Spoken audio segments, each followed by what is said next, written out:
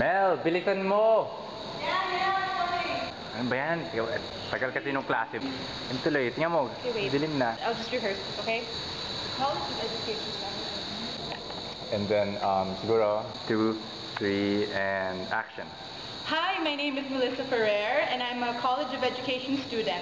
And today I will be giving you a background about our beloved college. Look behind the camera while you're walking.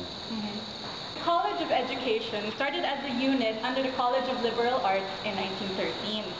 Then in 1918, the UP Board of Regents decided to reorganize the School of Education into becoming its very own college. In 1949, right after the World War II, the college decided to transfer from Ermita.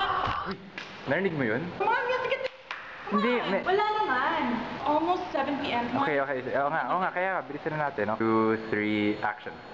The College of Education is named after Francisco Benitez, who was very intimately associated with the development of education not only in UP, but all throughout the Philippines. He is also the first dean of the College of Education. Uy! Yung pinto, di ba? Sumara? Wala bang dumaan?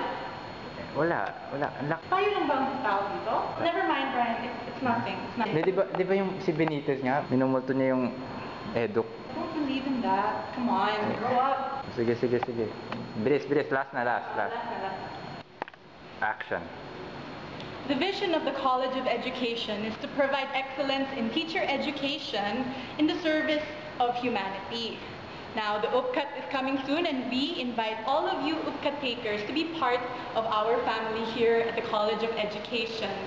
So once again, Brian? Yeah. Oh, okay na.